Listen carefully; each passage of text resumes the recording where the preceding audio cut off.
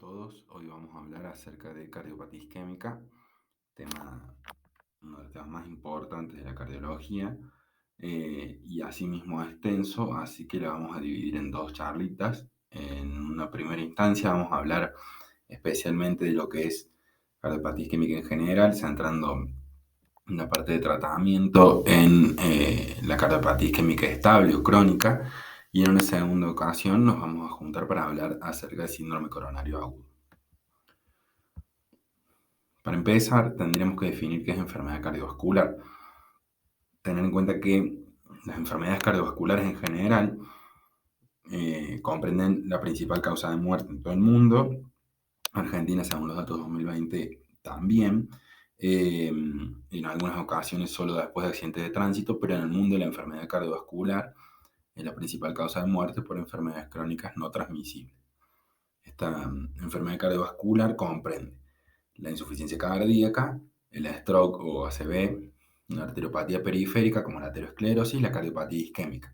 Es decir, que cualquiera de estas enfermedades, que vamos a ver por separado, cualquiera de estas enfermedades va a comprender a un paciente como enfermo cardiovascular, aumentando su riesgo de muerte. Estos son los datos que habíamos hablado como principal causa de muerte en Argentina en 2020. ¿Pero qué es la cardiopatía isquémica? Para definirla, vamos a hacerlo de la siguiente manera. La cardiopatía isquémica es toda aquella manifestación clínica producto del desbalance entre oferta y demanda de oxígeno al miocardio. Yo esto les voy a agregar también, o por alteraciones en el transporte de oxígeno. Entonces, cualquiera de los tres mecanismos fisiopatogénicos puede aparecer a la hora de la cardiopatía isquémica, ya sea por disminución de la oferta, como por ejemplo en la hipovolemia o en los estados de deshidratación, en el aumento de la demanda, por ejemplo en la miocardiopatía séptica, o en el ejercicio extremo, en pacientes no preparados, etc., o en las taquiarritmias, por ejemplo, o en alteraciones del transporte, como suele suceder en las anemias crónicas o en las anemias agudas, o también en los estados hemorrágicos, ¿no? También puede haber una combinación fisiopatológica de los tres, lo cual hace mucho más complejo el cuadro, ¿no? Teniendo en cuenta que el metabolismo cardíaco es fundamentalmente aeróbico, por lo cual, para mantener este equilibrio de estos tres elementos, hacen falta grandes cantidades de energía, y es muy fino este balance, ¿no? Y a veces las causas son múltiples. Todas estas cosas, la disminución de la oferta, el aumento de la demanda o la alteración del transporte, pueden producir algún grado de daño miocárdico que puede ser reversible o irreversible.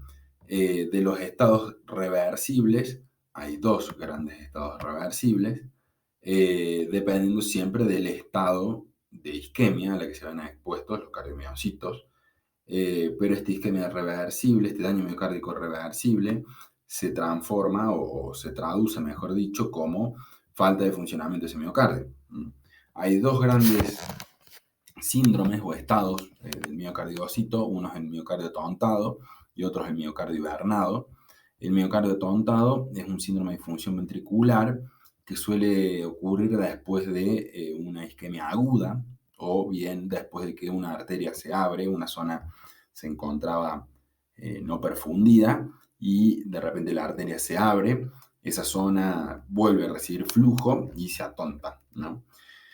Ese atontamiento básicamente es una falla contráctil de la fibra del cardiomiocito, y es una desensibilización esencialmente al calcio, ¿no? Suele persistir durante cierto tiempo, no suele ser mucho, ya sean días, semanas, a veces meses, pero bueno, ya cuando hablamos de meses hablamos de otra cosa. Pero es esencial que nosotros como primera medida restablezcamos el flujo coronario,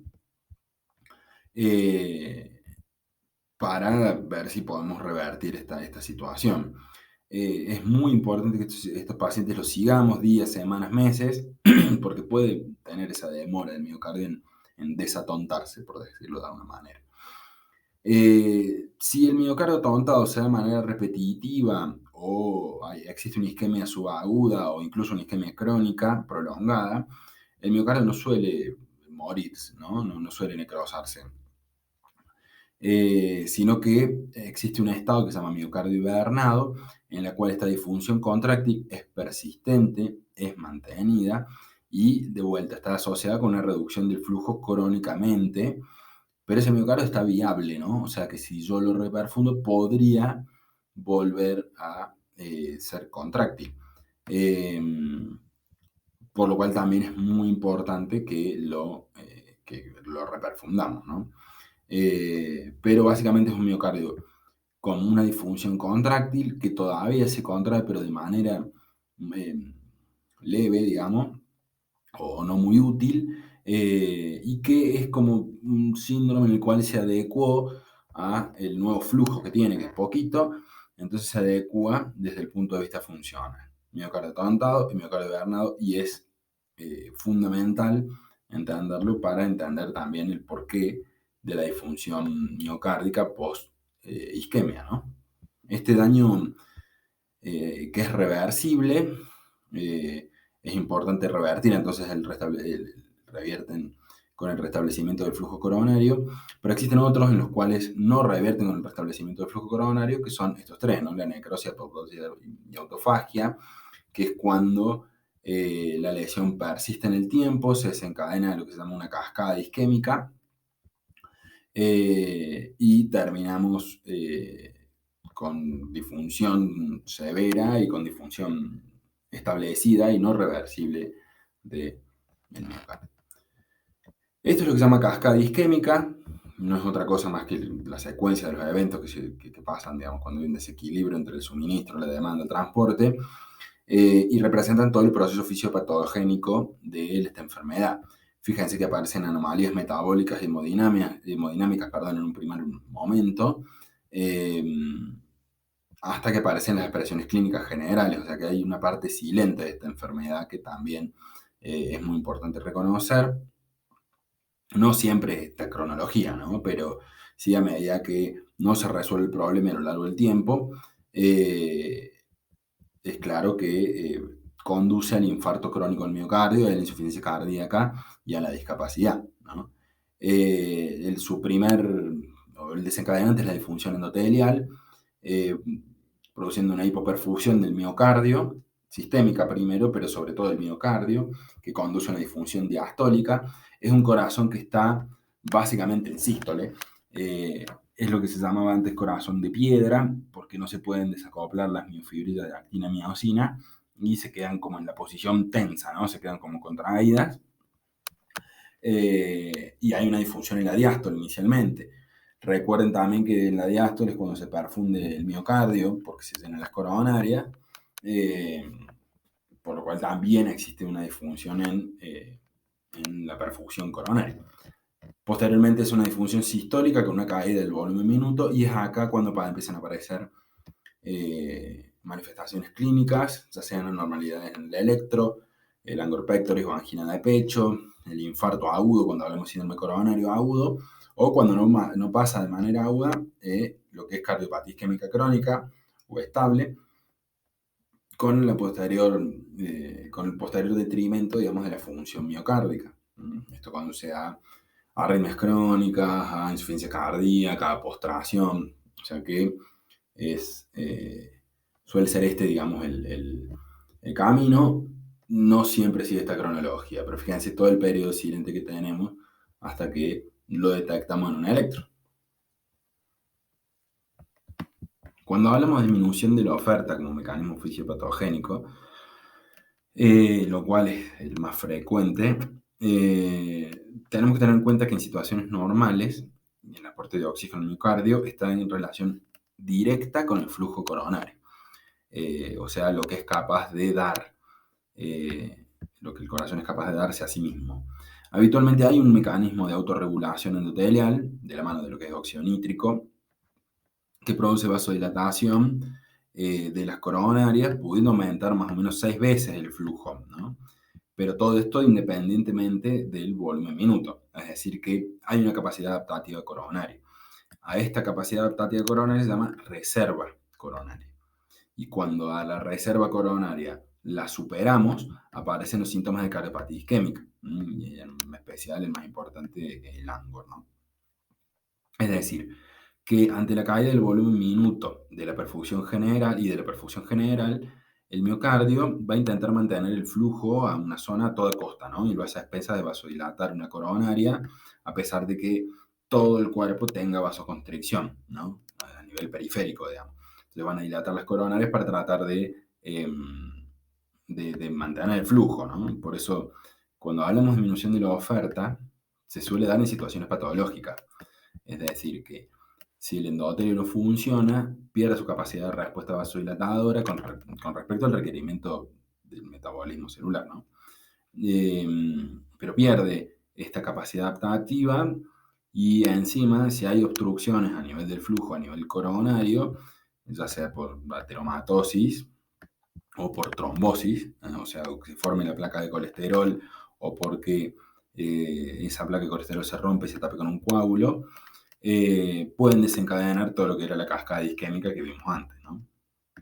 Por otro lado, puede haber una alteración vascular, que se llama microvascular, que esto afecta a todo lo que es arterias más pequeñas del corazón, antes se llamaba síndrome X, eh, o infarto subepicárdico, subendocárdico, pero en realidad hoy por hoy se llama enfermedad microvascular, ¿no? En el cual se afectan las arterias más distales. Y son cambios más metabólicos, moleculares, en los pequeños vasos. Fíjense que la alteración vascular puede darse a nivel obstructivo, como estuvimos hablando antes, ya sea a nivel epicárdico, que son las arterias más grandes, por atero o por trombosis, o bien por falta de obstrucción y por enfermedad directamente del endotelio a nivel de vasos mucho más chiquitos. Esto va a quedar un poquito más claro quizás más adelante o en la parte del síndrome coronario agudo. Fíjense acá en la parte de la izquierda, son las dos alteraciones más frecuentes, digamos, ¿no? De la vasculatura. Abajo a la izquierda existe lo que es aterosclerosis, en el cual fíjense que hay una disminución del flujo por una placa, básicamente de colesterol. Esto se suele dar en las arterias más grandes, en especial en las epicárdicas. Arriba al medio, digamos, en la fícula izquierda, tienen esta red de arterias coronarias chiquititas, en las cuales existe una enfermedad microvascular que disminuye y estrecha la luz en algunos sitios, pero solamente por disregulación. Entonces vamos a tener una enfermedad obstructiva de las grandes arterias epicárdicas y microvascular del lecho distal. Fíjense también cómo esta placa epicárdica, en lo que es enfermedad obstructiva, suele darse inicialmente por la aparición, digamos, de una placa de colesterol, que esta placa de colesterol está demostrado que ya empieza aún en la infancia, ¿no? Hay vestigios de colesterol en la aorta de infantes que no están expuestos a enfermedad cardiovascular. O sea que es una enfermedad de la cual todos vamos a padecer eventualmente, pero que con los factores de riesgo cardiovascular, que vamos a ver en un ratito, seguramente estas placas van a evolucionar más rápido, peor y de manera mucho más amplia, ¿no? Entonces, la aparición de esta placa de colesterol puede seguir dos caminos, o se puede transformar en lo que es una placa estable. Fíjense que esta placa es vulnerable porque no está revestida por nada más que por algunas celulitas endoteliales. En cambio, cuando la placa se estabiliza, ya hay un montón de factores inflamatorios crónicos, por eso esto es una enfermedad inflamatoria crónica. Ya hay un montón de factores inflamatorios crónicos que delimitan la placa, la cubren con una capa de endotelio, una capa de músculo, haciéndole mucho más difícil que se rompa espontáneamente, pero sí que reduce la luz de manera definitiva, o sea que por más que esta placa se haya estabilizado, no se va a volver a reperfundir, o sea que la luz queda chiquita. Otro camino que puede seguir la placa vulnerable es la ruptura de placa, en el cual la superficie se rompe, expone lo que es el factor 3. El factor 3 el factor 3 de la cascada de coagulación, ¿no? De la cascada como es, extrínseca, ¿no? la vía extrínseca, en el cual se expone el factor 3, que es su endotelial. Esto se une con el factor 7, que es del plaquetario. Forman inicialmente un tapón plaquetario, que eso después puede formar un trombo y que ocluye lo que quedaba de luz. Si esa oclusión de la luz mantiene cierta permeabilidad, o sea, hay todavía algo de huequito por el cual pasar sangre y no le genera molestias al paciente, o sea que le alcanza, porque la reserva coronaria todavía eh, existe, estamos hablando de un crecimiento subclínico, ¿no?, de la placa. Pero por ahí esta placa crece, genera síntomas de dolor precordial, especialmente a esfuerzos más chicos, y ahí estaremos hablando de lo que se llama angina inestable. Pero si se ocluye todo, eh, y interrumpimos el flujo de manera aguda, ahí vamos a estar hablando de infarto agudo miocárdico, como vemos acá. Fíjense cómo del lumen mantenido se estrecha la luz por una placa que aquí se trombosa, ¿no? Esta placa trombótica puede o crecer y generar disminución de la luz con una obstrucción variable, o bien tapar toda la luz, fíjense el gráfico de la parte de la izquierda, abajo a la derecha, y tapar toda la luz produciendo infarto agudo de miocardio, o puede esa trombosis reorganizarse y disminuir aún más la luz, como el crecimiento de placa que dijimos antes. La placa puede crecer porque se va depositando colesterol o puede crecer por trombosis repetidas. Fíjense cómo la luz es cada vez más chiquita y cómo reduce el flujo a medida que va creciendo.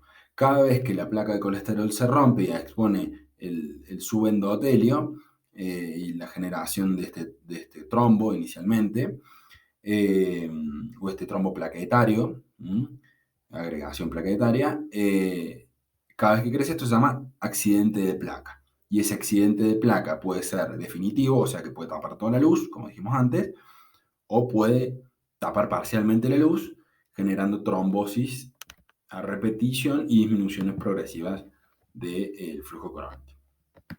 Si hablamos de un déficit en el transporte, nos vamos a referir a las causas que suelen ser sistémicas. O sea, ¿se acuerdan que habíamos dicho que la causa más frecuente eran los síndromes anémicos o la hipovolemia? Entonces son síntomas sistémicos, de síndromes sistémicos, y que van a disminuir tanto el aflujo de la sangre a las coronarias como quizás a otros lados, o bueno, por mecanismos adaptativos se pueden dar. Hay también trastornos de la hemoglobina, etcétera, que van a disminuir, ¿no?, el traslado del oxígeno, ¿no? Pero puede pasar. Es raro que no exista enfermedad vascular previa. Por ejemplo, el paciente que tiene anemia puede vivir con una anemia crónica o de manera aguda también. Pero si a eso le sumamos que el paciente tenga aterosclerosis con disminución de la luz de las coronarias, un estado anémico lo puede llevar a un síndrome coronario agudo. O sea que puede haber una enfermedad vascular previa o no, y es más frecuente que en pacientes con enfermedad vascular previa presenten síntomas cuando tengan, por ejemplo, una insuficiencia cardíaca descompensada que disminuye el volumen sistólico, disminuye la capacidad diastólica del llenado coronario, en la acidemia, porque esto también, acuérdense que desplaza la curva de disociación de la hemoglobina, en la hipoxia, porque tenemos una menor tolerancia a la hipoxemia, ¿no? En los estados anémicos, como hemos hablado, es muy importante que un cardiópata, un paciente con enfermedad cardiovascular, mejor dicho, mantenga siempre una hemoglobina por encima de 8 miligramos sobre decilitro, o 7.5 en la mujer, ya que está demostrado que favorece, o que en realidad menos, aumentaría el riesgo de sufrir un síndrome coronario agudo. Torsión de derecha a izquierda, la sepsis también, un paciente con una infección aguda, que un paciente sin enfermedad cardiovascular la puede pasar bien, digamos. En un paciente con enfermedad cardiovascular puede ser mortal. Cualquier hemoglobinopatía, el ejercicio, la tolerancia al ejercicio también la tolerancia al ejercicio también es uno de los factores predictivos de mortalidad en la enfermedad cardiovascular. A menor tolerancia al ejercicio, por lo general menor reserva coronaria, no mejor, menor. El golpe de calor, exposición a altas temperaturas, porque esto aumenta la frecuencia cardíaca y aumenta el consumo de oxígeno miocárdico. En el estrés existe una miocardiopatía que se llama miocardiopatía por estrés o cardiopatía isquémica con coronarias normales o síndrome de Takotsubo, en el cual siempre asociado a una patología aguda, por ejemplo, sepsis, existen alteraciones de las arterias epicárdicas y se comportan como un infarto o a veces como cardiopatía isquémica inestable, como un ángulo inestable. Y cuando le vamos a hacer la cinecoronariografía no tenemos coronarias patológicas, por eso también se llama cardiopatía isquémica o síndrome coronario agudo con coronarias normales. El vasoespasmo también, en cuanto a la angina de Prinzmetal, puede ser una de las... En realidad el Prinzmetal es el vasoespasmo agudo, pero podemos tener pacientes con vasoespasmo a repetición, por ejemplo, pacientes con Raynaud, pueden tener este tipo de cuadros, o alguna otra enfermedad autoinmune, en el cual existe una, digamos, una disminución del transporte a repetición, ¿no? Con el tiempo, pudiendo llegar también hasta hibernar ese miocardio. En cuanto a los factores de riesgo para enfermedad cardiovascular en general, acordarse que la cardiopatía isquémica es una de las enfermedades cardiovasculares, por lo cual esto acá toma un papel increíble, ¿no? Increíblemente importante. Tener en cuenta que los factores de riesgo cardiovascular son cualquier hábito, característico, rasgo que va a aumentar las probabilidades de que un individuo en concreto, en particular, tenga una enfermedad cardiovascular, que como dijimos, insuficiencia cardíaca, stroke, ateromatosis o enfermedad vascular periférica y cardiopatía isquémica. Son las 4 grandes entidades de la enfermedad cardiovascular. Si bien la existencia de un solo factor de riesgo no implica una relación de causa directa con la enfermedad, hay muchos estudios epidemiológicos que evidencian una asociación extremadamente fuerte entre las situaciones estas que vamos a hablar ahora y la aparición de enfermedad cardiovascular. O sea, no es que porque tengamos un factor de riesgo cardiovascular vamos a tener la enfermedad o no, sino que es la relación de estos factores la que aumenta el riesgo de padecer enfermedad cardiovascular. Hay que tener en cuenta que hay muchos factores de los cuales hay factores mayores y factores menores. Dentro de los mayores vamos a tener algunos que son no modificables y algunos que son modificables. Dentro de los no modificables, hay que tener en cuenta que claramente la incidencia de cardiopatía isquémica aumenta. Por un lado con la edad, 55 en el varón y 60 en la mujer. Eh,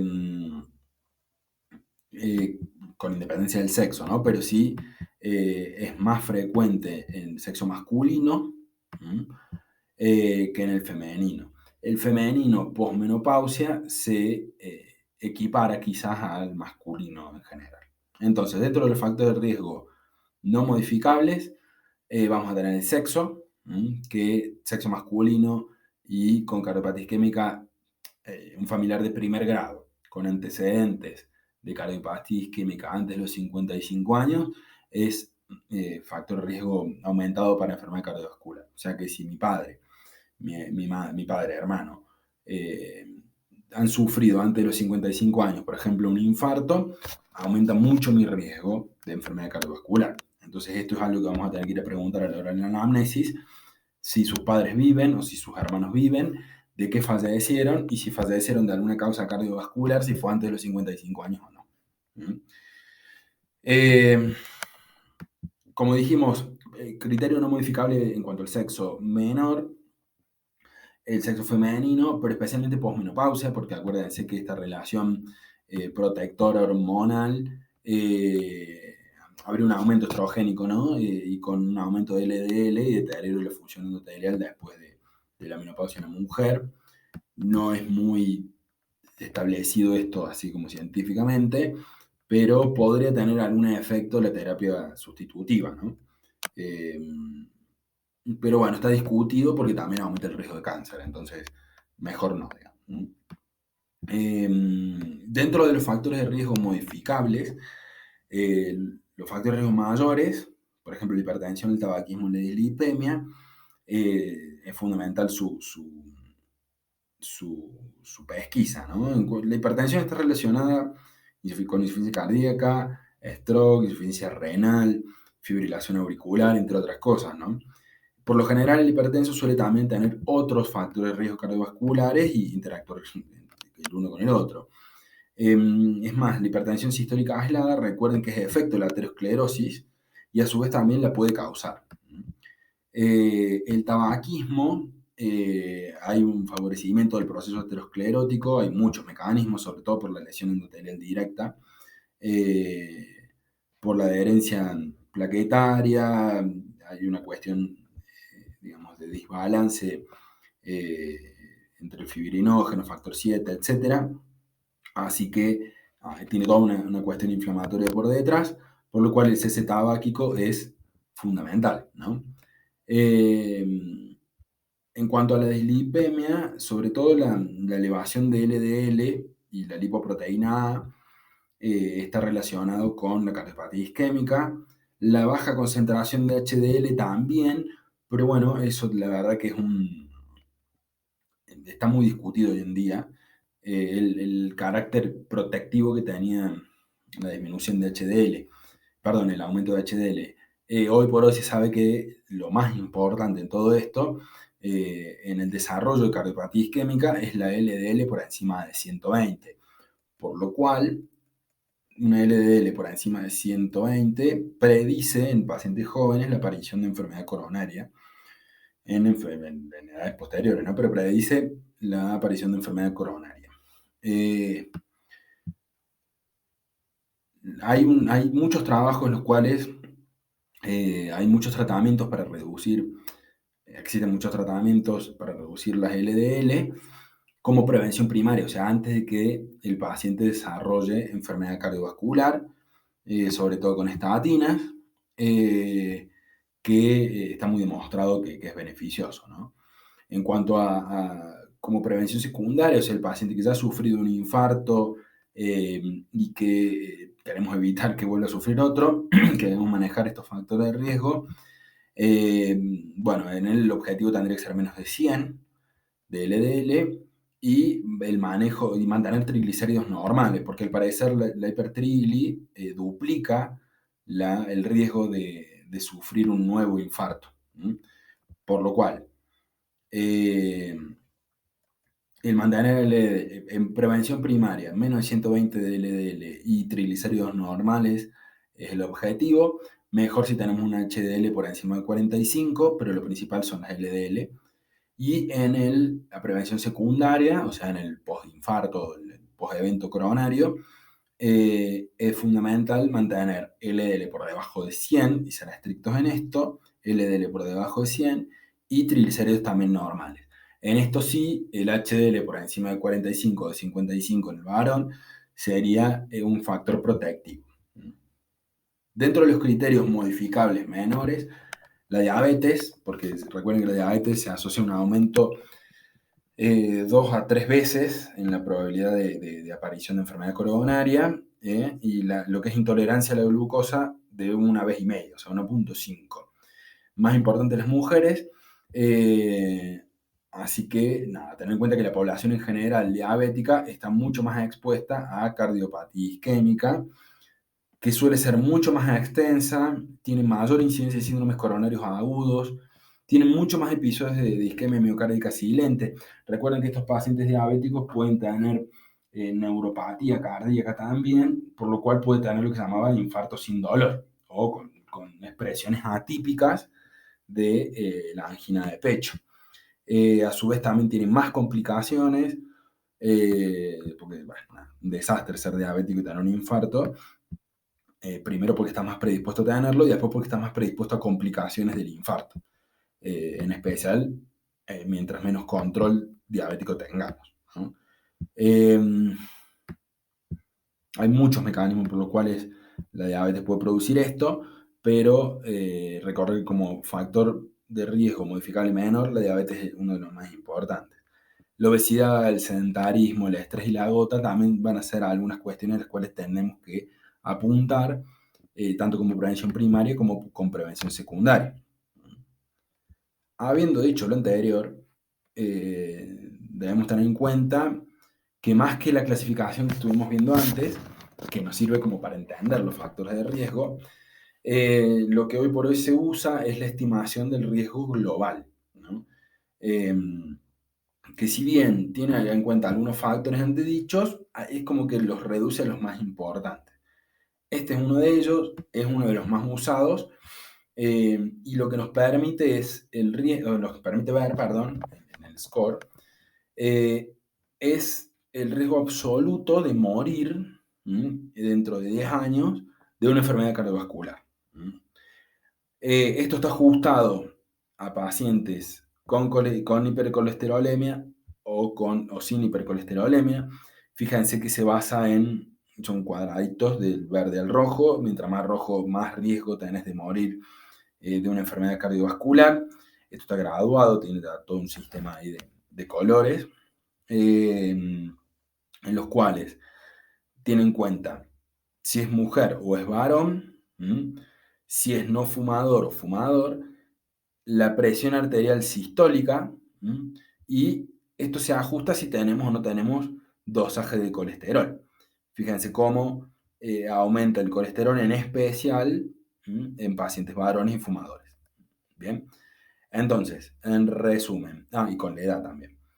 Este sistema de score lo que nos permite ver, que Systemic Coronary Risk Estimation, lo que nos permite ver es la mortalidad probable de enfermedad cardiovascular, teniendo en cuenta algunos de los factores que estuvimos viendo antes, como el sexo, mujer-varón, que es no modificable, la edad, que es no modificable, y los factores modificables como el tabaquismo, la presión arterial sistólica o la hipertensión y la hipercolesterolemia. Así es como hoy por hoy encaramos el riesgo cardiovascular. La manifestación más típica de la cardiopatía isquémica es la angina de pecho o ANGOR, la cual se inscribe en lo que se llama síndrome coronario agudo, que lo vamos a ver un poquito más adelante. Existe también lo que es la angina de pecho crónica, que se manifiesta de la misma manera. Tener en cuenta la angina de pecho, esto un poco como repaso de semiología. La angina de pecho ANGOR es una precordalgia, o sea, es un dolor precordial que comienza en el centro del pecho, es bien retroesternal, suele aparecer de manera súbita, se la suele relacionar con el estrés, con el esfuerzo, es de intensidad variable y de carácter opresivo. Es muy difícil de definirla, o sea que si le pedimos al paciente que se señale con un dedo, por lo general no la puede señalar y lo hace con la mano abierta. Y siente que alguien se le sentó encima o lo está pisando, ¿no? Y es muy frecuente que te lo digan. Puede irradiarse al cuello, al brazo izquierdo o bien a ambos brazos, a veces a la espalda. Suele ceder con el reposo o con vasodilatadores como los nitratos y puede estar acompañado o en algunos casos puede ser reemplazado, ¿no? O sea, hay veces que llaman equivalentes anginosos. Con episodios de dolor en otro lado, por ejemplo, en el brazo izquierdo, puede haber sensación de asfixia o disnea.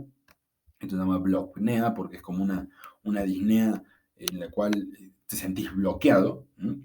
Náuseas, vómitos, algún síntoma neurovegetativo, palpitaciones y pérdida del conocimiento síncope.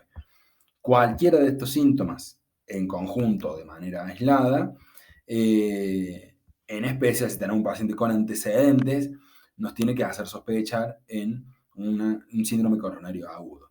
Lo mismo la epigastralgia, en más de una ocasión, la epigastralgia es un equivalente anginoso. Así que tener en cuenta que si le duele la boca del estómago en un paciente con riesgo cardiovascular, hay que actuar como si fuera un síndrome coronario agudo. Para recordar cómo semiografiar la angina de pecho, ya lo estuvimos describiendo un poquito. Siempre existe la mnemotecnia ALICIA, ¿no? A de aparición, localización, intensidad, carácter, irradiación, atenuantes y agravantes o acompañantes para semiografiar el dolor.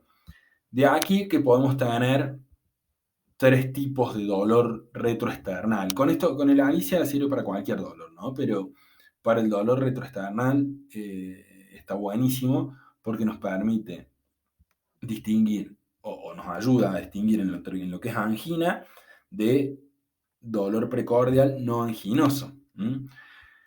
Lo que se llama angina típica cumple con la mayoría de las características de la Alicia, ¿no? Este dolor opresivo, retroesternal o precordial, que se provoca por esfuerzos o estrés y que cede con el reposo de los nitratos.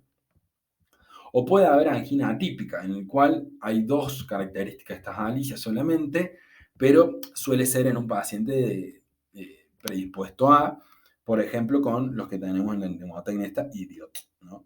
Y de infantes, estamos hablando de quienes se suelen manifestar con angina atípica, ¿no? Los infantes, los diabéticos, los infectados o sépticos, los ancianos y los trasplantados pueden tener manifestaciones atípicas de angina de pecho. O sea que si lo sospechamos, lo tenemos que descartar, especialmente en estas poblaciones, ¿no? Y el dolor no anginoso es el que no cumple ninguna de las características y nos tendría que hacer sospechar en otra etiología no coronaria. A su vez, la angina se va a caracterizar en clases funcionales según, sobre todo, el grado de esfuerzo en el que aparece. Esto está clarito por lo de la sociedad canadiense, como que queda un poquito más claro. Esto es lo que se llama umbral de la angina, o sea, a qué nivel tenemos que llegar nosotros para que nos duele el pecho producto de una disminución del flujo coronario. La clase 1, fíjense que no produce angina la actividad habitual, o sea que es angina de esfuerzo, y de esfuerzo máximo o esfuerzo prolongado, de gran esfuerzo. La clase 2 se dan esfuerzos moderados o bien en el despertar, que es cuando hay como una primera descarga catecolaminérgica, en la cual también puede desencadenar angina, sobre todo por vasoespasmo coronario o por aumento del consumo de oxígeno miocárdico. La clase 3 se dan esfuerzos más pequeños y la clase 4 aparece durante el reposo, limita la calidad de vida diaria y es la más grave de todas, obviamente. Y como ven, digamos, lo que es clase 1 y clase 2 van a conformar lo que se llama angina de pecho estable, y la clase 3, clase 4 ya se las considera como angina inestable. Como para completar ese concepto, esto de angina estable o inestable, la angina básicamente estable es la que se suele producir por esfuerzo. Esto estamos hablando de clase 1 o 2. Suele permanecer invariable, o sea, tanto en lo que es características del dolor, como por el esfuerzo que lo produce, ¿no? O sea, siempre el mismo esfuerzo, siempre el mismo dolor, o sea que el paciente ya sabe cuándo le va a doler. O sea, no, mira, yo no voy a subir esa escalera porque cada vez que subo esa escalera, una escalera similar, me duele el pecho, siempre me pasa lo mismo, ¿no? Y así desde hace más de 6 meses. Esto nos va a hablar de una placa ateromatosa en la cual no se ha roto, no se ha trombosado, pero que hay una disminución del flujo, de la luz, perdón, que produce caída del flujo, pero que, digamos, es siempre el mismo esfuerzo, ¿no? Fíjense que se define como una angina de menos de 15 minutos, que apareció hace más de 3 meses y que se desencadena por varias situaciones. Suele ser el esfuerzo el que lo desencadene, excepto en la angina de Prinzmetal, que se le considera, está ahí al medio, porque se la considera angina estable cuando no eleva, o sea, cuando dura menos de 15 minutos, cuando lo hemos tenido hace más de 3 meses, y cuando no eleva troponina. Si es lo contrario, dura más de 15 minutos, hace menos de 3 meses y eleva troponina, que ya estamos hablando de un coronario agudo, se le va a hablar como una angina inestable. Entonces, la angina estable responde a una placa siempre igual, con un umbral que suele ser fijo, o sea que suele aparecer siempre al mismo esfuerzo, apareció hace más de 3 meses y dura menos de 15 minutos cada episodio. Y por lo general, el paciente ya sabe que lo va a desencadenar. En cambio, la inestable suele ser producto de la disminución de la luz de manera abrupta, que puede ser como dijimos antes, o por crecimiento de la placa, que se trombosa parcialmente, o por obstrucción, ¿no? O sea que el infarto es un tipo de angina inestable, el síndrome coronario agudo en general es una angina inestable, ¿no? Es más, angina inestable le decimos a la parte clínica del síndrome coronario agudo, ¿no? O sea que la angina del síndrome coronario agudo es la inestable. Suele ser un episodio prolongado, suele durar más de 15 minutos, no suele ser con el reposo, en especial el infarto. Además, el mismo puede empezar con el reposo. Por eso fíjense que la angina de esfuerzo clase 3 o clase 4 cae en esta definición de angina inestable. La angina de reciente comienzo es la que lleva menos de 3 meses de aparición. El cambio de características de la angina preexistente, en el cual veníamos teniendo una angina estable y cambio de características, estamos hablando de una angina inestable, ya sea porque cambió el umbral o porque cambian las características del dolor. La angina post-YAM, o sea que si sufrimos un infarto y dentro de los 28 días tenemos angina, eso hablamos de una angina inestable. La angina 3 o 4, como dijimos, de reposo, y cuando aumenta la frecuencia y la intensidad. Esto suele tener un umbral variable, así que no siempre suelen responder al mismo esfuerzo. Además, no siempre el mismo esfuerzo. Todo eso te habla de progresión de la estenosis. De vuelta, fíjense cómo la disminución de la luz tiene una etapa que es silente, suele ser por lo general hasta el 65%. Cuando pasamos el 70%, ya la disminución de la luz estamos hablando, ¿no? Cuando pasamos el 70%, ya suele aparecer angina de grandes esfuerzos. Y cuando llegamos al 90%, o sea, fíjense lo poquito que tenemos de luz, puede aparecer angina estable. Y finalmente, obviamente, por rotura de placa o por trombosis de la misma, angina inestable, infarto agudo de miocardio o muerte súbita, que son los 3 cuadros más graves de la cardiopatía isquémica. Entonces, fíjense cómo tenemos toda una época en la cual es silente y necesitamos un gran grado de obstrucción para que produzca síntomas. Esto no le quita, o sea, que sea clínicamente silente, no le quita riesgo, porque por más que tengamos una placa con una obstrucción del 65%, puede romperse, puede trombosarse de golpe y producir, por ejemplo, muerte súbita y saltarse el paso del crecimiento de placa. Acá hay otro gráfico en el cual ven que es toda una serie de mecanismos inflamatorios. Primero se genera la placa aterosclerótica, que tiene como un centro muy blandito. Eso al romperse, al ser tan inestable, al romperse genera toda una exposición subendotelial, mecanismos inflamatorios, ICAM1, ICAM2, agregación plaquetaria. Esto al agregarse las plaquetas, después de agregarse, acuérdense que viene la activación plaquetaria, eso genera vasoconstricción, o sea que disminuye aún más el flujo, y produce progresión de la enfermedad.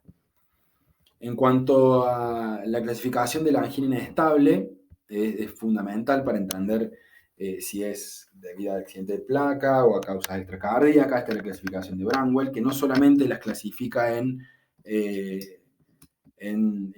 digamos, clínicamente si es de reciente comienzo o si es de reposo o demás, sino que también nos va a permitir ver si es, o nos puede permitir suponer si es producto de enfermedad coronaria, que es la primaria, o secundaria a, por ejemplo, no sé, síndrome anémico, ¿no? Así que esta clasificación también es muy importante, pero es solo de angina inestable.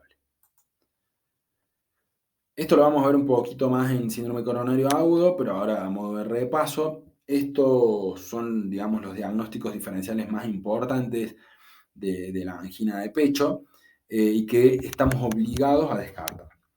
El aneurisma disecante de aorta torácica suele ser un dolor precordial, digamos, de intensidad máxima desde el inicio. Recuerden que es transfixiante o lancinante, como si le atravesara un cuchillo por el centro del pecho.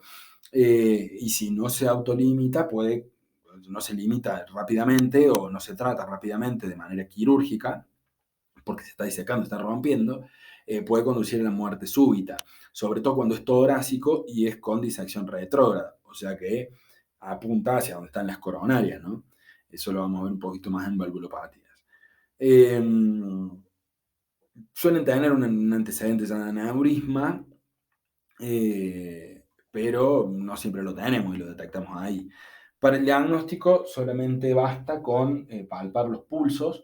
Podemos tener pulsos diferentes. ¿Qué quiere decir esto? De un lado más amplio que del otro, o con algunas características distintas, y con una placa de tórax que se la sacamos en la guardia, no lo vamos a mandar a esta señora a que se vaya a hacer la placa a ningún lado, pero simplemente con una placa de tórax de frente podríamos ver, como sale en la flechita, un agrandamiento mediastinal que nos sugiere la presencia de un aneurisma. No nos va a hablar de que esté roto, lo que nos va a hablar de que esté roto es la parte clínica, ¿no? El neumotórax de tensión es un cuadro grave con acumulación de aire en la cavidad torácica entre la pleura y el pulmón, que genera como un mecanismo valvular, o sea que el aire sale hacia el tórax, pero no puede volver a entrar, no se escapa para ningún lado, entonces va generando como si fuera una insuflación continua del tórax, y esto genera como colapso progresivo del pulmón, generando disnea y a veces dolor precordial. No es lo más frecuente que genere dolor precordial, pero porque por lo general causa disnea, hipoxemia e insuficiencia respiratoria, pero puede producirlo. Sobre todo el que se llama espontáneo, que es el que se da en flaquitos, jóvenes, tabaquistas, medio marfanoide, que pasan de golpe. Ni hablar en los EPOC, que suelen reventar una bulla o algo así, pero en ellos ya es raro que se manifieste como dolor precordial. Diagnóstico auscultatorio, básicamente silencio auscultatorio de un lado, y en la placa de tórax se ve básicamente aire en la cavidad pleural de mayor o menor intensidad, que también lo permite clasificar, ¿verdad? El tromboembolismo pulmonar no suele cursar con dolor precordial. Cuando lo hace frecuentemente es o por sobrecarga, digamos, del ventrículo derecho, o cuando hay un infarto pulmonar, que suele ser dolor de características pleuríticas, ¿no? Por lo general, si pasa esto, se acompaña de hemóptisis, cosa que no tiene el infarto, por ejemplo, y al electro vamos a encontrar taquicardia sinusal digamos, el fijo, como el hallazgo fijo, y podemos llegar a tener el famoso S1Q3T3, que es la aparición de S mayúscula, digamos, ¿no? Amplias en D1 y en D3, la aparición de una Q y la inversión de las ondas T. Pero no es lo más frecuente y nos habla de sobrecarga del ventrículo derecho. En la enfermedad pericárdica, en este caso, sobre todo lo que es la pericarditis, es un diagnóstico diferencial muy importante, porque también no solamente que nos va a dar dolor precordial, ese dolor precordial que también es opresivo, que suele ser de aparición súbita, sobre todo cuando se acompaña inflamación del miocardio, o sea, una miopericarditis. También es opresiva, suele ser de gran intensidad desde el principio, sin un factor desencadenante. A veces los pacientes tienen este antecedente como de congestión o de un cuadro vial superior, y que característicamente alivia con inclinar el cuerpo hacia adelante, ¿no?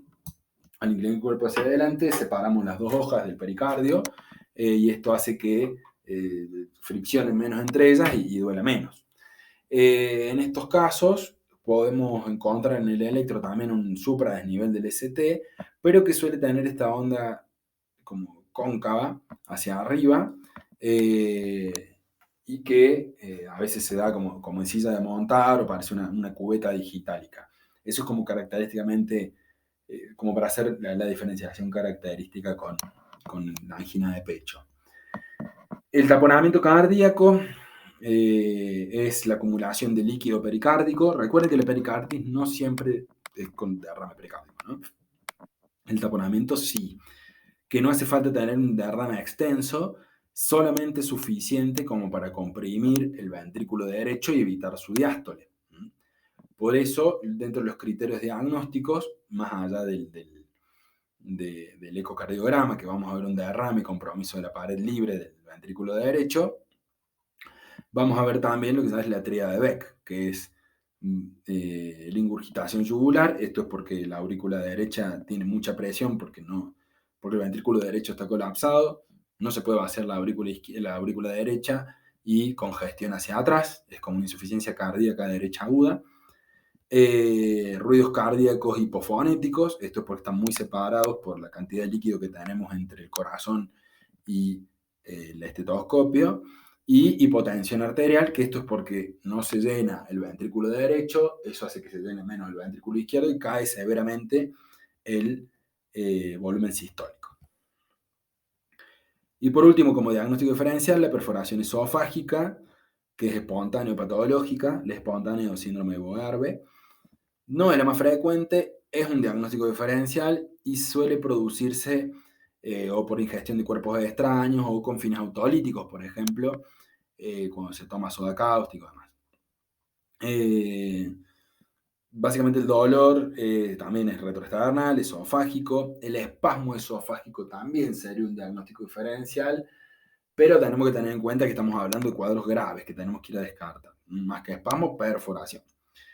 O sea, el espasmo también, pero la perforación es como más severa, ¿no? Entonces vamos a ir a apuntar eso primero. Esto suele dar un neumomediastino con enfisema subcutáneo, que se siente como burbujitas en la piel, pero que no es el más frecuente, ¿no? Pero también lo tenemos que tener en cuenta. Pasamos ahora a criterios diagnósticos de laboratorio. En cuanto a análisis, hay una serie de biomarcadores con mayor o menor utilidad que nos pueden servir y que históricamente estaba la LDH, la GOT-GPT y demás, que eso ya no se usa. Hoy por hoy, para hablar de síndrome coronario agudo, que es lo que vamos a ir a apuntar, vamos a hablar de las troponinas y la CPK total, con su isoenzima CPK-MB,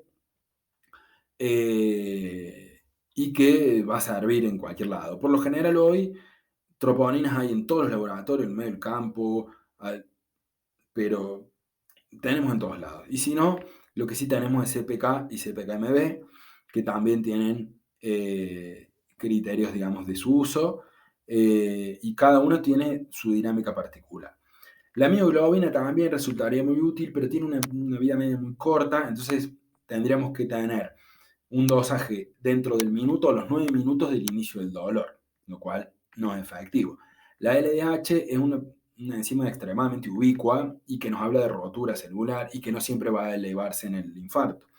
Cuando se eleva, fíjense que empieza a elevarse a las 10 horas, alcanza un pico a las 48 y tiene 8 días de duración hasta que se aclara. Entonces no es lo más frecuente. Luego tiene GPT, olvídense porque eso ya no se usa en ningún lado. Las tropos son la estrella acá. Empiezan las 3 a 6 horas desde el inicio del dolor, hace un pico a las 72 horas y puede persistir durante 10 días.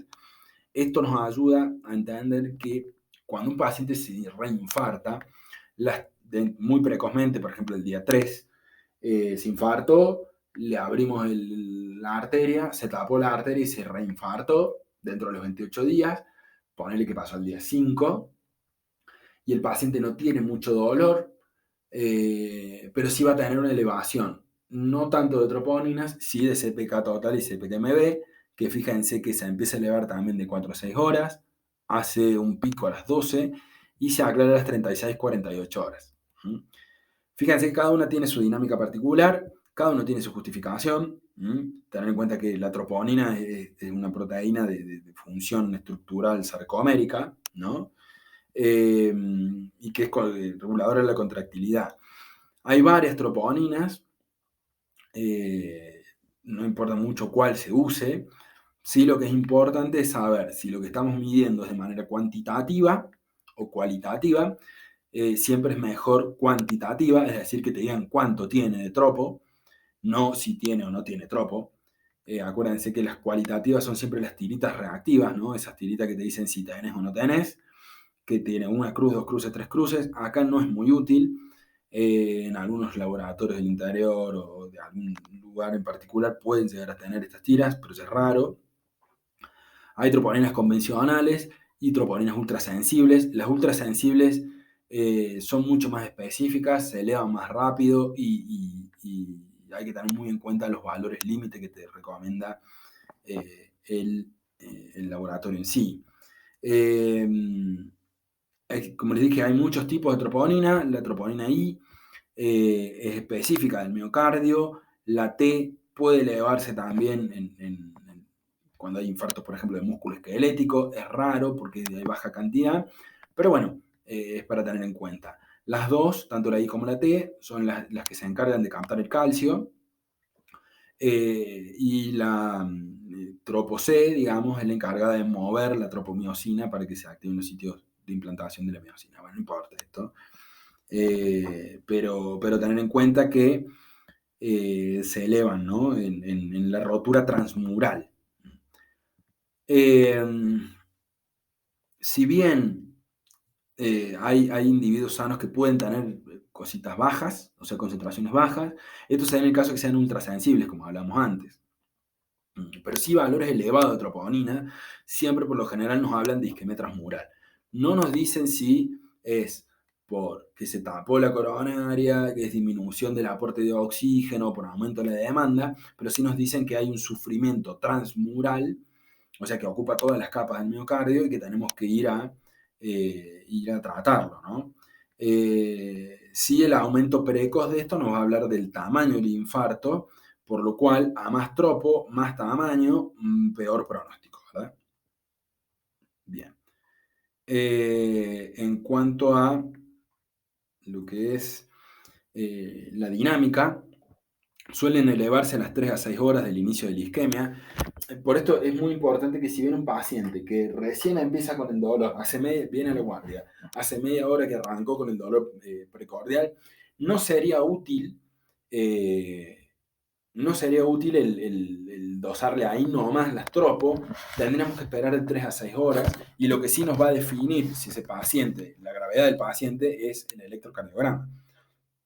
O sea que si ese paciente viene por la guardia, inició el dolor antes de las 3 horas, la verdad que el dosarle troponinas no sería lo mejor. Existe como un concepto que es la curva de troponinas, que es cuando le dosas así inicialmente, por ejemplo, empezó hace 2 horas el dolor, le dosas ahí, después le dosas a las 6 horas. Si hay elevación, ya tendría valor diagnóstico, pero no siempre es lo mejor, digamos, ¿no? De esta manera. A veces tendríamos que esperar estas 6 horas para pedirles en el laboratorio, ¿no?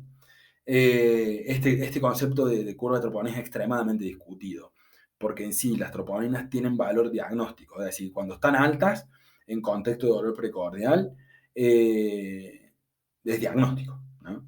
De cualquiera de estas situaciones, necrosis, estiramiento, inflamación, sea lo que sea, es diagnóstico. Si el paciente tiene sospecha de pericarditis, de miopericarditis, y bueno, las troponinas van a estar aumentadas. Si tiene insuficiencia cardíaca, bueno, las troponinas van a estar aumentadas. Por lo general, lo que más levanta troponinas, en cuanto a valor, suele ser el infarto agudo de miocardio, la necrosis transmural, la miocarditis y no mucho más. Esas son como dos causas que podemos tener las tropo extremadamente altas. Fíjense cómo las troponinas no solamente se elevan en el infarto agudo de miocardio, también se pueden elevar de manera crónica, por ejemplo, en pacientes con insuficiencia renal, en los cuales la troponina la vamos a tener que usar con criterio, en insuficiencia cardíaca, en las miocardiopatías, como en las que hablamos en la clase de muerte súbita, en el hiper o en el hipotiroidismo. Entonces, fíjense que hay elevaciones crónicas, por ejemplo, la insuficiencia renal es la más importante, que nos van a hablar de infarto, de no infarto, y de manera aguda, la emergencia hipertensiva, la sepsis, el TEPA, ¿no? El accidente cerebrovascular. Pero fíjense acá en el grafiquito que por lo general el dosaje, digamos, de agudas o crónicas que no correspondan al infarto suele ser más bajito. Fíjense todo lo que sube en el infarto agudo de miocardio. Pero de vuelta, después de 3 a 6 horas del inicio de los síntomas. En cuanto a la CPK total o la CPKMB, se suele dar en reemplazo, la solemos dosar, perdón, en reemplazo de un complemento de las tropo, y nada, tener en cuenta que es una enzima que está presente en el citoplasma de muchos músculos, ¿no? Y con diferentes isoenzimas, ¿no? La forma MB es la que es más específica, no es única, pero suele encontrarse solamente en el miocardio, por lo cual es conveniente dosar las dos, tanto la CPK como la CPK-MB, porque acuérdense que la creatinfosfoquinasa está también en músculo, por ejemplo, y puede elevarse en roturas musculares de músculo esquelético, ¿verdad? La MB es un porcentaje de la CPK que suele ser menos del 20%, cuando tenemos más del 20% de la total, puede hablar de infarto. También se empieza a elevar de 4 a 6 horas, tiene un pico a las 12 y de 36 a 48 horas de su duración, por eso es útil para diagnosticar y detectar el reinfarto precoz. Este es un grafiquito en donde tenemos, digamos, la dinámica de las isoenzimas. Fíjense que tanto la troponina como la CPK-MB se elevan de manera bastante conjunta, pero la CPK-MB desaparece del plasma rápidamente, por lo cual por esto es útil para el diagnóstico del reinfarto, no así la troponina, que puede durar unos 10 días desde el YAM, ¿verdad? Esto es lo mismo, acá agregamos la LDH, la mioglobina también, se los dejo ahí como para que hagan un print si quieren, pero la verdad que no es lo más útil dosar LDH ni otras, más que no sean la troponina, fíjense la C, la I, perdón, y la T, que tienen una duración bastante similar, o sea que se comportan igual, sea cual sea la que dosemos, la MB como estuvimos hablando, y lo que es mioglobina, LDH, la verdad no viene mucho al caso en esta época. En cuanto a los estudios complementarios, tendremos que tener en cuenta si el paciente presenta un cuadro de inicio agudo o se presenta con una angina estable. O sea que eso va a definir en qué condiciones hacer un electro, ¿no? En el caso de la angina inestable, el electro es mandatorio en reposo. O sea que esto va a determinar, digamos, qué gravedad y urgencia, ¿no? En la cual nos encontramos. Si tenemos en cuenta que la angina es estable, el cuadro es crónico, bien, tendríamos que hacerle un electro en reposo para descartar un síndrome coronario agudo, pero no va a ser útil, ¿no? Tanto como para el diagnóstico de cardiopatía isquémica estable. Estamos hablando como diagnóstico, ¿no? Como síndrome coronario agudo, el electro nos va a permitir saber si es un síndrome coronario agudo con elevación del ST o sin elevación del ST, o sea que no lo diagnostica y no lo clasifica. Pero en cambio, en la cardiopatía isquémica estable, para el diagnóstico, no es útil el electro de reposo. El electro de reposo, perdón, los estudios que tendremos que solicitar o avanzar en la cardiopatía isquémica estable es un electrocardiograma, pero sometiéndolo a estrés al paciente. Distinto es si viene con dolor. Estamos hablando si nos consulta, pero che, mirá, hace más de 3 meses que tengo un dolor, que no cambian las características, que dura menos de 15 minutos, etcétera, etcétera, un paciente de alto riesgo. Y bueno, si se le queremos diagnosticar, un electro en reposo no nos va a decir nada. Nos puede decir si tuvimos un infarto viejo, pero no mucho más. Entonces, lo mejor sería detectarlo a través de estrés, por ejemplo, con un electrocardiograma en estrés, por ejemplo, una ergometría, o un ecocardiograma transtorácico en estrés. El SPECT, también la tomografía por emisión de positrones, también es útil. Además, a veces nos puede hablar de zonas de isquemia, que no podemos ver en el ecocardio. La TAC coronaria o corotac en pacientes no insuficientes renales, porque esto necesita mucho contraste, también es fundamental en algunos pacientes, sobre todo en jóvenes que sospechamos que tengan enfermedad coronaria y queremos ir a ver qué carga de calcio tiene, por ejemplo, o sea, qué cantidad de aterosclerosis tienen las coronarias, ¿no? Y es básicamente una tomografía con foco en coronarias. Y la cardioresonancia también es un método que se está usando cada vez más, puede ser en estrés o no. y que nos permite ver también lesiones de la pared muscular y alguna que otra lesión coronaria en particular. En este contexto de cardiopatía isquémica, donde tenemos que apuntar es en la fase de repolarización. O sea que vamos a tener que ir a ver, la cardiopatía isquémica se ve, sobre todo la aguda, pero se ve en el segmento ST. La cardiopatía isquémica crónica se ve ante la aparición de Q importantes o no. Entonces, si queremos ir a hablar de cardiopatía, de síndrome coronario agudo, es el segmento ST el que tenemos que ir a ver. El ST normal, recordar que es entre la última onda del QRS y el inicio de la T. Es plano, es isoeléctrico, puede haber alguna que otra variación, o sea, del plano isoeléctrico, que suelen ser menores de 0.5 milímetros. Y tendríamos que comparar. A ver, si querés saber si es isoeléctrico, si no está elevado, comparas el ST de 1 con el segmento TP previo. Fíjense, o sea, desde la onda T a la onda P. Fíjense ahí, si estamos más o menos en el mismo planito isoeléctrico, no hay super. El punto J es la unión entre el final del QRS y el inicio del ST, que en condiciones normales tiene que estar en el punto isoeléctrico o a menos de 0.5. Posteriormente, la onda T. La onda T, por lo general, estamos hablando en condiciones normales, son asimétricas, tiene un ascenso más lento y un descenso más rápido. La amplitud máxima es de 5 milímetros más o menos, aprox, ¿no? Y nada, puede ser un poco más grande, sobre todo en las precordiales. Es más chiquita que el QRS, que le precede. Por lo general es siempre positiva en todas las derivaciones, menos en ABR. Puede ser negativa en B1 y B2, pero es raro, ¿no? Cuando hablamos de cardiopatía isquémica, la elevación del segmento ST es el punto fundamental que tenemos que ir a ver.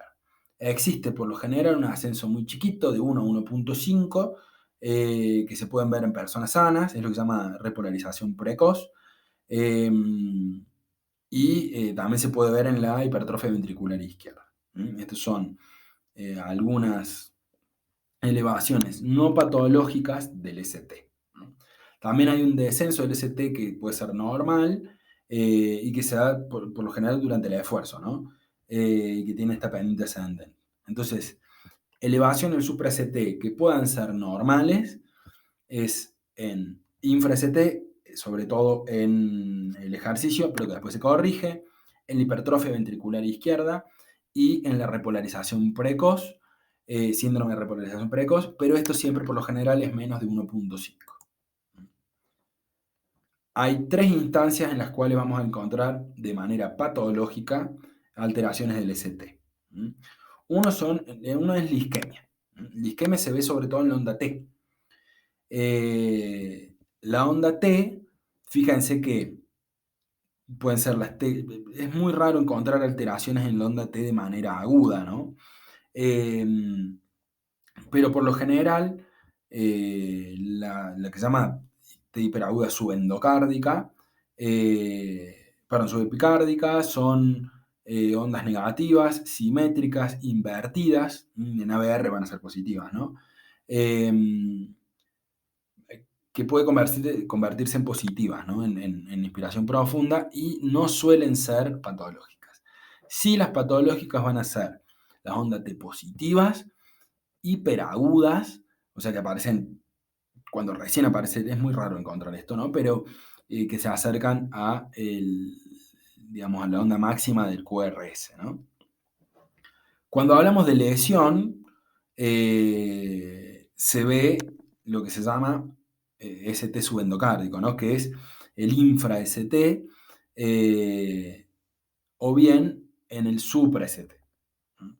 El infra-ST nos va a hablar de una lesión subendocárdica, de vasos más pequeños, a veces de lesión de múltiples vasos, y la subepicárdica nos va a hablar de vasos más grandes, a veces únicos o no, y se manifiesta con el famoso supradesnivel del ST, o bien con un bloqueo completo de rama izquierda nuevo. Y por último podemos ver necrosis. Fíjense que esto es la evolución, ¿no? Electrocardiografía.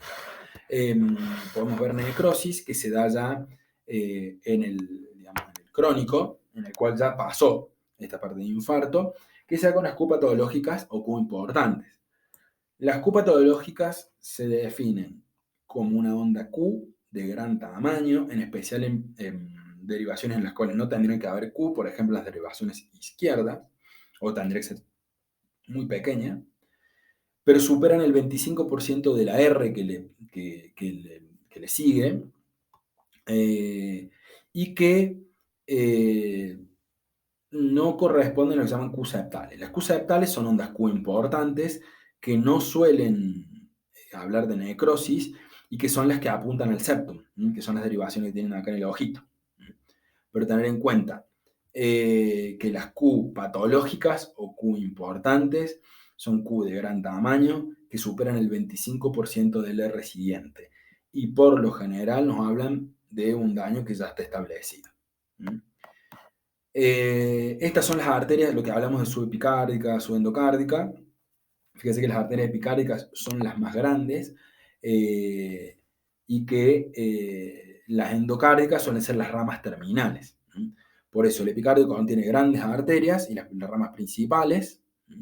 O sea que la perfusión de esto está dado directamente por el aporte de grandes arterias. O sea que si esto cae, si ese flujo cae, y no tenemos alguna otra circulación colateral que lo supla, se llama oclusión de grandes vasos y suele hablar de una lesión transmural, porque fíjense que va a ocupar, o sea, si yo tapo esa arteria, todas las que le siguen van a sufrir o van a bajar el flujo, entonces va a cruzar todo el muro, digamos, ¿no? Desde el epicardio al endocardio. Las arterias endocárdicas son ramas terminales que son más que nada un plexo, ¿no? Y son ramitos finos. Por eso es lo que más se afecta en las lesiones de múltiples vasos, que no ocluyen totalmente, digamos, cuando baja el flujo sin haberse interrumpido del todo, suele ser las primeras que sufren, porque al ser plexo y ser chiquititas, si baja el flujo a nivel epicárdico, esas son las que más sufren porque les va a llegar menos, ¿no? Por eso son estos infartos subendocárdicos que se van a expresar con el infra-ST. De vuelta, si dejamos a libre evolución un infarto agudo de miocardio, va a pasar de tener un ST normal a tener en minutos las ondas T picudas, minutos a horas una progresión con elevación del super-ST, siempre hablando del transmural, ¿no? Después una inversión de la onda T para finalmente aparecer las ondas Q patológicas, ya sea en días, meses o semanas, ¿no?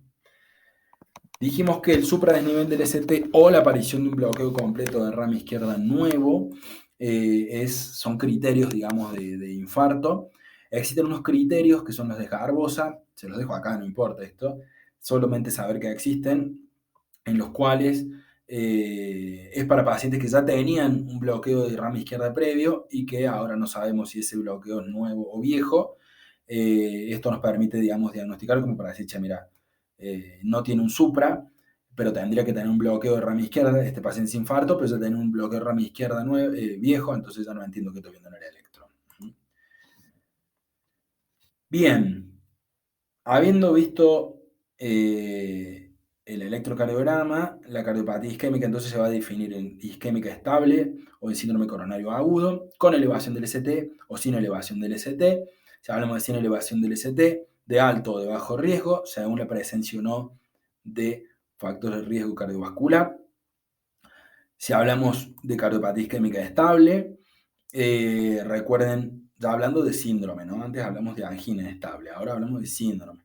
La cardiopatía isquémica estable, recordar entonces que son manifestaciones clínicas crónicas debidas a aterosclerosis coronaria, con un progresivo depósito de lípidos, que suelen cursar con varios episodios de trombosis no oclusiva, a veces asintomática, y que se genera por un descenso progresivo del flujo coronario. En cambio, el síndrome coronario agudo, cuando se debe a la trombosis, al crecimiento de placa, o al accidente de placa. Cuando hablamos sin elevación del ST, esa oclusión, ese accidente de placa no genera una oclusión total, que puede generar en el corto plazo, y esos son los pacientes de alto riesgo, o bien, sobre todo cuando tenemos antecedentes cardiovasculares y una reserva coronaria limitada, o bien puede ser de bajo riesgo, cuando no tenemos tanto antecedente ni tanto riesgo de progresión de la trombosis. El síndrome coronario agudo con elevación del ST, ya hablamos o de infarto agudo de miocardio o de reinfarto, en el caso que hayamos tenido un infarto previo dentro de los 28 días, los 28 días previos, obviamente, y nos habla de una trombosis o en realidad un accidente de placa que produjo una caída del flujo a cero del flujo coronario. Entonces, ¿cómo definimos un síndrome coronario agudo? Esto lo vamos a hablar después. Es la presencia de una angina inestable, más marcadores de lesión miocárdica y con un electropatológico, ya sea con presencia de supra o infradesnivel del ST. ¿Y cómo diferenciamos una angina estable de un coronario agudo con elevación o sin elevación? Bueno, ya lo hemos visto en varias ocasiones, pero básicamente, si tenemos en cuenta que el coronario agudo es la oclusión trombótica, el sin elevación del ST es incompleta, bueno, la angina inestable es incompleta y crónica. En el electro, en el coronario agudo con elevación del ST en el infarto, vamos a tener super ST o presencia de ondas Q. En el sin elevación vamos a tener infra ST, alteraciones en la T o nada. Y en la angina estable no vamos a tener nada en el electro de reposo. Tendríamos que someterlo a estrés. Y en cuanto a las troponinas, la elevación enzimática se da en el coronario agudo, ya sea con elevación o sin elevación del ST. Esto es lo que lo define como coronario agudo. Y en la angina estable no vamos a tener elevación del ST. Vamos a centrarnos ahora en el tratamiento de la angina estable, ya que bueno, el tratamiento del síndrome coronario agudo lo vamos a ver en otra charlita. En primer lugar, el manejo de los factores de riesgo es prioritario, ya que no hay tratamiento que sea beneficioso si no manejamos los factores de riesgo que nos vuelven a exponer a un nuevo síndrome coronario. Después vamos a hablar de cómo tratar los síntomas, en especial la angina de pecho, ¿no? El dolor precordial crónico. Vamos a ver que hay 3 grupos de fármacos para esto. Y por último, vamos a establecer un tratamiento que evite la progresión de la angina y disminuya el riesgo de estenosis súbita y de muerte súbita, ¿no? Entonces, los 3 pilares de tratamiento es el manejo de los factores de riesgo, el manejo de los síntomas y evitar la progresión de la placa.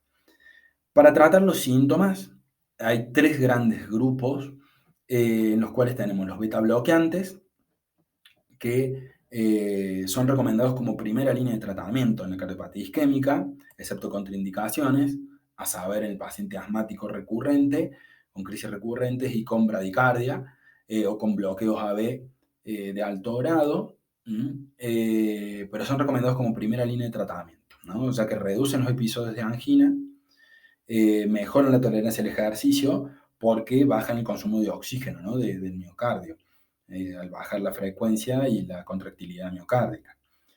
También cualquier tipo de beta bloqueante es efectivo en bajar el umbral anginoso y son los únicos que previenen el reinfarto, ¿no? Mejoran la sobrevida y no estarían indicados en la angina de Prinzmetal. Los antagonistas cálcicos, estos sí, están indicados para la angina de Prinzmetal, pero se los da por lo general cuando tienen intolerancia a los beta bloqueantes, pero es muy importante que no se usen en aquellos que tienen insuficiencia cardíaca izquierda, porque hacen caer aún más la reserva coronaria, porque son vasodilatadores. Reducen también los síntomas anginosos y son buenos para eso. Y los de la acción, ¿no? Es el verapamil o el diltiazem, porque tienen como acción prolongada, o una dihidropiridina de segunda generación como el AMLO, ¿no? Con cuidado porque a veces generan edema de miembros inferiores y dan intolerancia. Los nitratos son más usados para el síndrome coronario agudo, pero en los pacientes con angina estable se pueden dar en comprimidos o en parches. Mejoran la tolerancia al ejercicio, retrasan el tiempo de aparición de la angina. Pero bueno, también tener en cuenta que el uso prolongado de estos puede inducir tolerancia, por lo que tendrías que dejarlo descansar por lo menos 24 horas, ¿no? O sea, darle uno, dejarlo descansar 24 horas y después darle el otro. O sea, se suele dar una vez al día. También son muy útiles para tenerlos en rescate en caso de episodios de dolor anginoso. El 5-mononitrato de isosorbide de acción prolongada está bueno, digamos, para la cardiopatía isquémica estable, y dejas los de acción corta, ¿no? Como el isordil, para los síndromes coronarios agudos. Nitratos en la angina estable son los nitratos de acción prolongada, los de corta acción son limitados para el síndrome coronario agudo. Y por último, para la progresión, para evitar la progresión, ácido acetil salicílico para todos, la dosis entre 75 y 325 miligramos al día, una aspirineta de 100 miligramos suele ser la dosis más indicada, como antiplaquetario. Existen otros, como el clopidogrel, que se suele dar a 75 miligramos al día. Es una alternativa para los alérgicos. Para algunos se hicieron algunas pruebas con el ticagrelor u otros, pero bueno, esos ya son más difíciles de conseguir. Ácido acetil salicílico para todos, excepto algunas contraindicaciones que ya veremos en síndrome coronario agudo. Los hipolipemiantes a altas dosis son recomendables. Por un lado, para el manejo agresivo de LDL, que si se acuerdan era menos de 100, y en los antecedentes IAM, pero también tienen este efecto pleiotrópico en estabilización de la membrana de la placa ateromatosa, que disminuiría, en teoría, episodios de trombosis a repetición por rotura de placa, accidente de placa. Y por último, los IECA y los ARA tienen efectos beneficiosos, en especial en pacientes con factor de riesgo cardiovascular, ya sea por su beneficio protector en la pared o para manejo de la hipertensión arterial.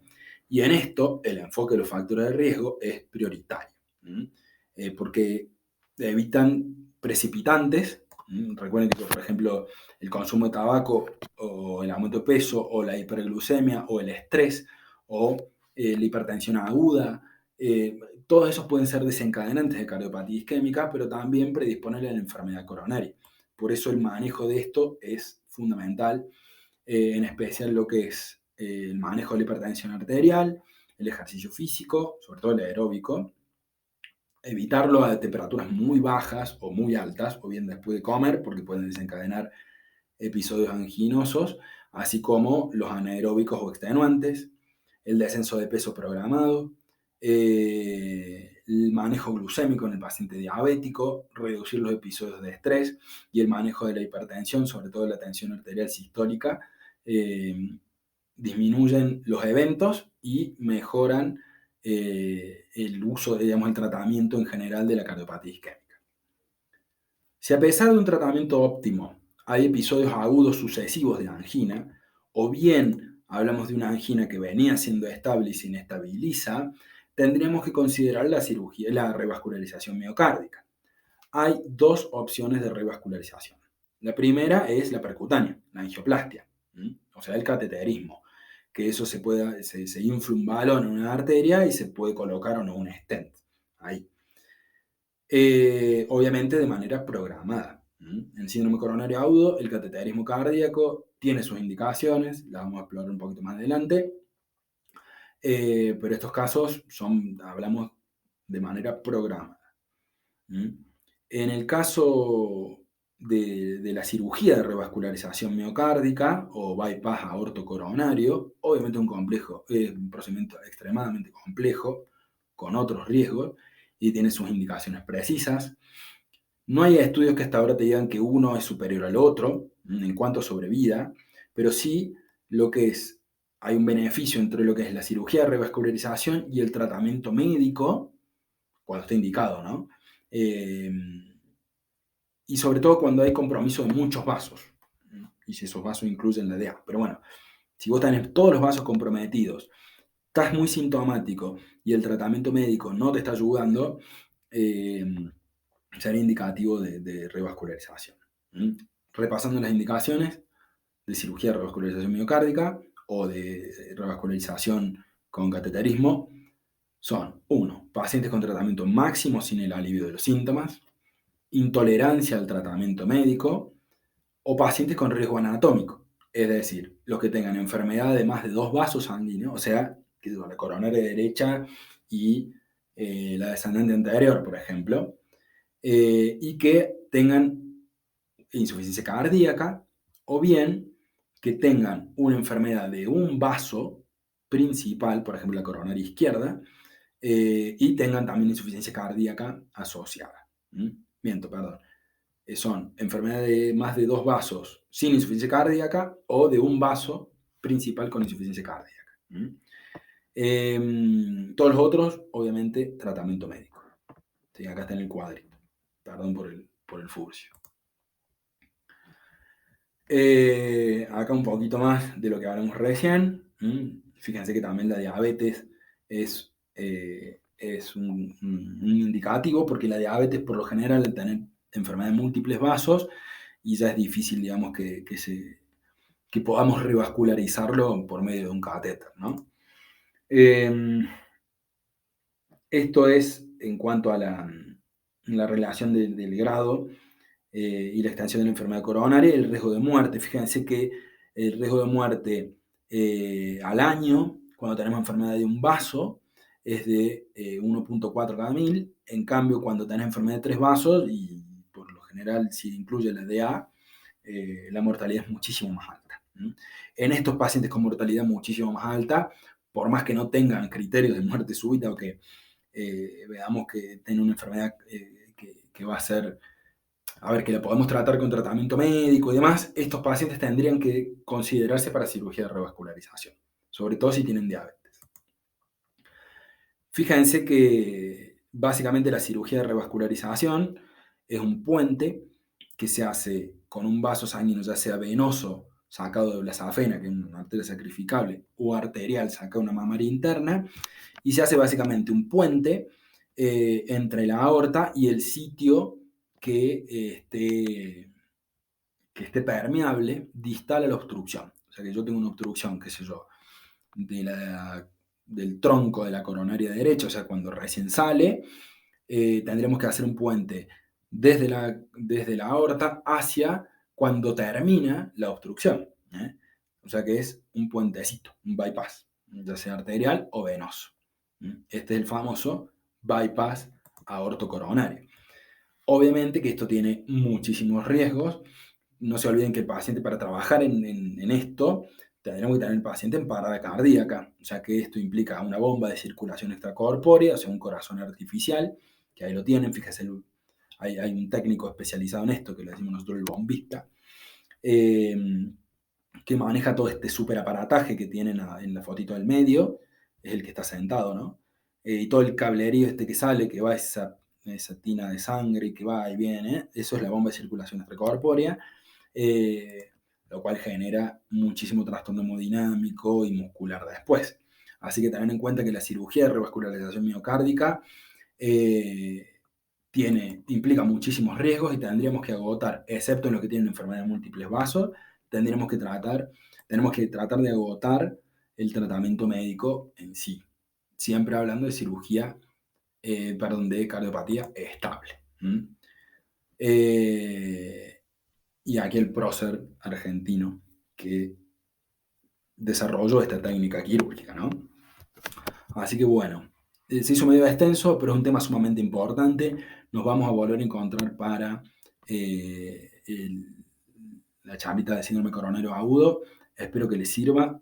Yo creo que con esto tienen bastante completo todo un avistaje de cardiopatía isquémica.